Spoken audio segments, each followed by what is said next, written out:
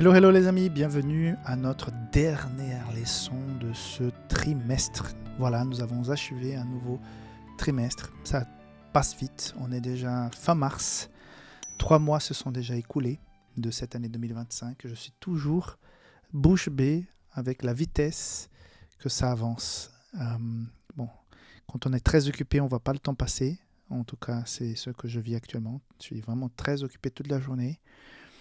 Et c'est vrai que quand je me rends compte, en plus ici en Espagne où je vis actuellement, les gens mangent à 2h30, 3h. Et quand je suis arrivé, j'avais mal à la tête. À midi et demi, 1h, je ne pouvais plus. Mais maintenant, je me suis habitué et on commence à travailler à 8h du matin. Et parfois, je me rends compte qu'il est dans 4h de l'après-midi, j'ai rien mangé. Et c'est toujours intense. Et le temps passe trop vite. Après, quand je descends manger en bas, après quelques heures, c'est déjà l'heure de partir. Donc ça va trop vite. Ça va trop vite. Donc, pourquoi je disais ça? Je ne sais pas. Ah oui, parce qu'on finissait le trimestre, bien sûr.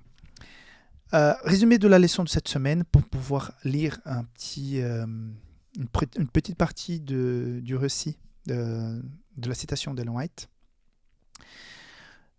Donc, l'amour et la loi vont ensemble, vont de pair. Il n'y a pas de liberté s'il n'y a pas de cadre. Ce cadre, c'est la loi. Mais le cadre ne sauve pas. Quand on découvre le cadre, c'est ce miroir qui nous montre que nous avons un problème. Pour régler ce problème, nous avons vers le Christ. Le cadre, le miroir dit, mais écoute, je peux pas, je montre que tu as un problème, je ne peux pas le régler, mais vas-y chez le Christ. Je vais chez le Christ, je lui dis, Seigneur, je suis maintenant réveillé. J'étais réveillé par la loi. J'ai été réveillé par le miroir qui m'a dit que ça n'allait pas. J'ai compris. S'il te plaît, Seigneur, je ne peux pas régler mon problème moi-même. Peux-tu m'aider? Jésus vient, te purifie, te transforme, te baptise avec son Saint-Esprit et tu es une nouvelle personne. Mais, une fois que nous avons vécu cette vie, on passe à vivre avec ce cadre. Il fait partie de notre vie et ça nous rend libres. Mais en même temps, on ne peut pas nous cacher. On vient de vivre quelque chose de fantastique.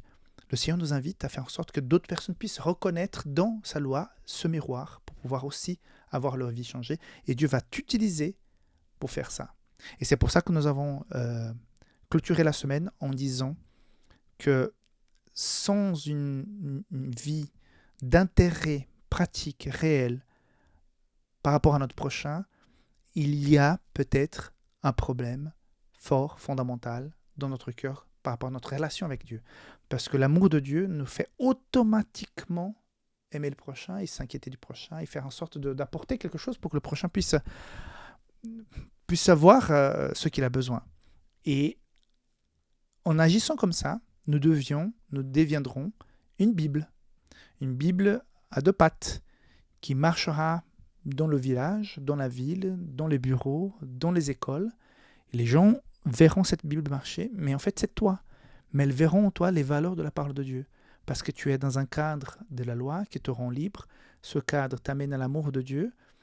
Et cet amour de Dieu te rend sensible aux besoins du prochain. Et là, tu vas agir de façon à faire en sorte que le Christ puisse rayonner par rapport à toi. Et la citation d'Ellen White, quand nous aurons compris que nous sommes les collaborateurs de Dieu, nous ne rappellerons pas ses promesses d'une manière indifférente. Elles brûleront dans nos cœurs et brilleront sur nos lèvres. Mes amis, plus je me rapproche de Dieu, plus cette envie d'aider le prochain augmente. Ça brûle de l'intérieur. Pourquoi? Parce que le Saint-Esprit transmet cette passion pour les vies. Est-ce que tu es passionné pour les gens? Et peu importe l'âge, on peut faire du bien à n'importe quel âge, dans n'importe quelle circonstance. Qu'est-ce que tu peux faire autour de toi? Quel est le bien que tu peux apporter naturellement, sans se forcer? Naturellement autour de toi pour que tu puisses faire en sorte que les gens vivent mieux. Pour que, voilà, il y a peut-être une peine, un problème, une difficulté, un souci. Parfois même le fait de parler, d'écouter, la personne est déjà super contente. Ouais, quelqu'un qui s'intéresse à moi, quelqu'un qui m'écoute, rien que ça, c'est déjà balèze, quoi. C'est déjà fort.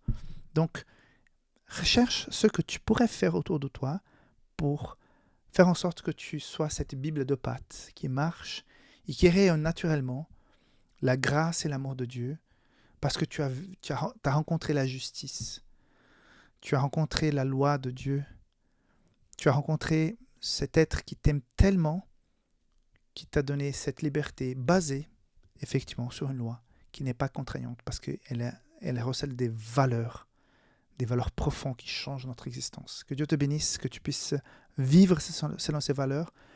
On n'a pas peur du jugement de Dieu, de sa justice, parce qu'elle sera, mais super, ça sera tout naturellement un petit rapport que Jésus est rentré dans notre cœur et nous avons vécu comme Jésus aurait fait s'il était là, parce qu'on a suivi ces valeurs, on a suivi cet intérêt pour le prochain. Donc, qu'est-ce qu'on a peur du jugement de Dieu? Mais zéro peur. Je suis avec lui, je vis avec lui, je marche avec lui, je vis ses valeurs. Pas de souci. Dieu te garde. Et on se voit bientôt pour le deuxième trimestre. Donc, nous allons rentrer dans un autre sujet très intéressant. Il y aura des sujets prophétiques, des thématiques assez intéressantes avec beaucoup de symboles que nous retrouvons dans la Bible. Donc, ça va être très intéressant. On se voit donc bientôt. Bye bye.